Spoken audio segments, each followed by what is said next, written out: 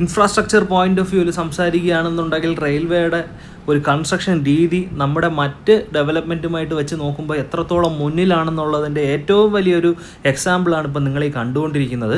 ഞാനിപ്പോൾ ഉള്ളത് നമ്മുടെ തിരുമലയിൽ നിന്ന് തൃക്കണ്ണാപുരം വഴി വെള്ളായണി ജംഗ്ഷനിലേക്കും അതുവഴി നമുക്ക് നാഷണൽ ഹൈവേയിലേക്കും കയറാവുന്ന പ്രധാനപ്പെട്ട റോഡിലാണ്.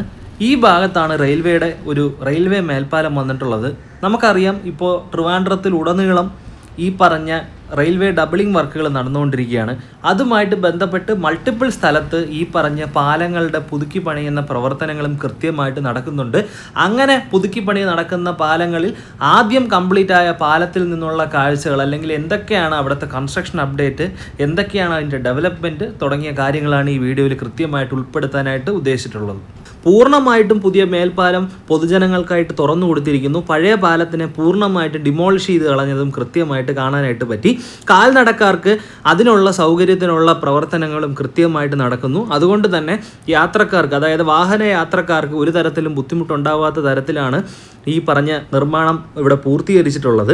നമുക്ക് കൃത്യമായിട്ട് നോക്കിക്കഴിഞ്ഞാൽ ദൂരെയായിട്ട് ഈ പറഞ്ഞ ഡബിളിംഗ് വർക്കുകൾ കൃത്യമായിട്ട് നടക്കുന്നത് കാണാൻ പറ്റുന്നുണ്ടായിരുന്നു. ഈ പറഞ്ഞ ഡബിളിംഗ് വർക്ക് കാരണമാണ് പ്രധാനമായിട്ടും ഈ പറഞ്ഞ പാലങ്ങളുടെ പുനർനിർമ്മാണവും ആവശ്യമായിട്ട് വന്നത്. ഈ പറഞ്ഞ പാലത്തിൻ്റെ നിർമ്മാണ പ്രവർത്തനങ്ങൾ പൂർത്തിയാവുന്നതോടുകൂടി തന്നെ ഈ സ്ഥലം വഴിയുള്ള ഗതാഗതത്തിനും കുറച്ചുകൂടെ സുഗമമായിട്ട് മുമ്പിലേക്ക് പോകുന്ന തരത്തിലേക്ക് കാര്യങ്ങൾ മാറി എന്ന് വേണം തന്നെ പറയാൻ. നമുക്ക് ശ്രദ്ധിച്ച് നോക്കിക്കഴിഞ്ഞാൽ ഈ പറഞ്ഞ ഡബിളിങ്ങിൻ്റെ കാഴ്ചകൾ കാണാൻ പറ്റും. അതിനെക്കുറിച്ച് ഇനി എക്സ്ക്ലൂസീവായിട്ട് നമുക്ക് കണ്ടന്റിൽ കുറച്ചധികം സംസാരിക്കാനുണ്ട്. അതിൻ്റെ പർട്ടിക്കുലർ ആയിട്ടുള്ള കണ്ടന്റിൽ നമുക്ക് അതിനെക്കുറിച്ച് സംസാരിക്കാം.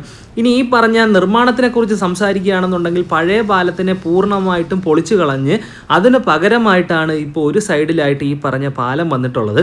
പക്ഷേ നമ്മൾ ഈ പറഞ്ഞ മേൽപ്പാലങ്ങളുടെ കണ്ടന്റുകൾ ഇതിനു മുമ്പ് ചെയ്തിട്ടുണ്ടെങ്കിലും എനിക്ക് പ്രധാനമായിട്ടും ഉണ്ടായിരുന്ന ഒരു സംശയം എന്ന് പറയുന്നത്, പഴയ പാലം പൊളിച്ച് കളയുന്നതിനോടൊപ്പം പുതിയ പാലം വരുമ്പോൾ ഇത് ഒരു 4 ലൈനിലേക്ക് മാറാനുള്ളൊരു സാധ്യത ഉണ്ടോ എന്നുള്ള തരത്തിൽ എനിക്കൊരു സംശയം ഉണ്ടായിരുന്നു. പക്ഷേ അവിടെ വന്ന് കണ്ടപ്പോൾ എനിക്ക് കൃത്യമായിട്ട് മനസ്സിലായ ഒരു പ്രധാനപ്പെട്ട ഒരു കാര്യം, ഇപ്പം ഓപ്പൺ ചെയ്ത് തന്നിട്ടുള്ള പുനർനിർമ്മിച്ച ഈ പാലത്തിന് സമീപത്തായിട്ട് പഴയ പാലം സ്ഥിതി ചെയ്തിരുന്ന ഭാഗത്തും നിർമ്മാണ പ്രവർത്തനങ്ങൾ ഏകദേശം അവസാനിച്ച ഘട്ടത്തിൽ ഒരു 1 വേ എന്നുള്ള തരത്തിൽ 2 പാലങ്ങളും മാറാനുള്ള ഒരു സാഹചര്യം ഇപ്പോൾ ഇവിടെ നിലവിലുണ്ട്.